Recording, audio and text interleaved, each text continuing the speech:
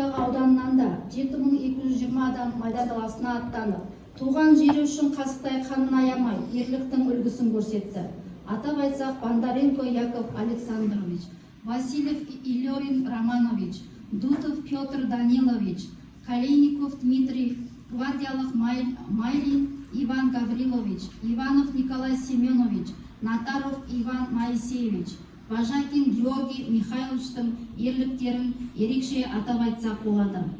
Мыңдаған шаңырақ ортасына түсіп, бала жетім әйел жесір қалды.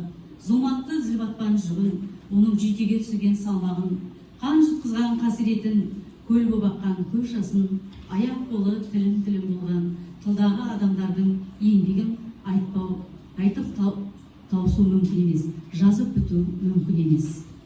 9 мамыр мерекесінің орны ерекше. Өйткені Қазақстан тарихындағы жеңіс күні бұл бабаларымыздың ерлігі мен батырлық даңқы айшықталған күн. Сондықтан да елбасына күн туған сәтте туған жердің намысы үшін майданға аттанып, отан үшін жанқиярлық ерлік көрсеткен жаужүрек қаһарман бабаларымыздың ерлігін естен шығаруға болмайды. Сол үшін де 9 мамыр күні қайсарлықтың, қайтпас рух пен жалынды жігердің хас үлгісін көрсеткен барша соғыс және тыл ардагерлерінің алдында тағзым етуге тиіспіз. Осы күні болашақ үшін құрбан болған миллиондаған адамдарды еске алып, мерекені отанға деген сүйіспеншіліктің нышаны ретінде атап өтуге тиіспіз. Назарларыңызға қаһармандық пен қайсарлықтың үлгісі ұлы жеңіс атты кітап көрмесіне библиографиялық шолу. Таныстыратын кітапханашы Жүнісова Мақпал. Ана микрофонды аласыңдар, қыздар, стойканы. Ағараңдар. Армысыздар, құрметті қонақтар. Бүгін сіздердің назарларыңызға 3 бөлімнен тұратын кітап көрмесін ұсынамын. Отан үшін от кешкендер атты кітап көрмесінде сіздің Қазақстан жерінен соғысқа аттанған батырларымыз туралы кітаптар қойылған.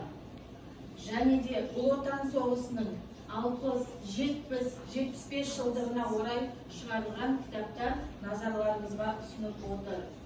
Және де Жанболат Аупбаевтың «Рухы күштілер» атты кітабында сол бір қанды майданда біздің жерлестеріміздің көрсеткен ерліктері осы кітапта жақсы баяндалады. Жаңа атап өткендей 28 панфиловшы атқыштар дивизиясының жаңағы ерліктерін ерекше атап өтсек болады. Өздеріңізге мәлім, біздің Күреңбел жерінен де шыққан батырларымыз осы дивизияның құрамына кіреді. Мысалға атап өтсек, Петр Дутов, Бондаренко Яков, Иларион Васильев, Иван Натаров. Және де көрмеміздің екінші бөлімі ерлігі елге дастан деп аталады. Өздеріңізге мәлім жаңа айтып өтті, біздің Жетісудан да көптеген майдангер жауынгерлер жаңағы отан соғысына аттанып, өздерінің ерен еңбектерін көрсетті.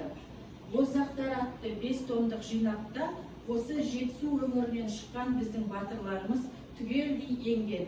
Және осы біздің Кербұлақ ауданы Боздақтардың 2-ші томында еніп отыр. Алып таныссаңыздар болады. Және Рахымжан Қошқарбаев, Рейхстагқа ту тіккен біздің батыр бабамыз. Бұл кісінің еңбегі ерен. Жаңа оқушыларға айтып өткім келеді. Бұл кісінің жаңағы былтыр 2024 жылы біз 100 жылдығын атап өткен болатынбыз.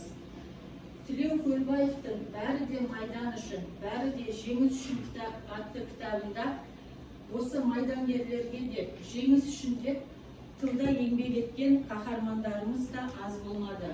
Еңбектеген сәбиден еңкейген қарияға дейін осы майдангерлерімізді азық-түлікпен қамтып, киім-кешекпен қамтып, жаңағы майданнан тыс тылда өте көп еңбек еткен қаһармандарымыз аз емес. Сол кісілер туралы осы кітапта кеңінен баяндалады.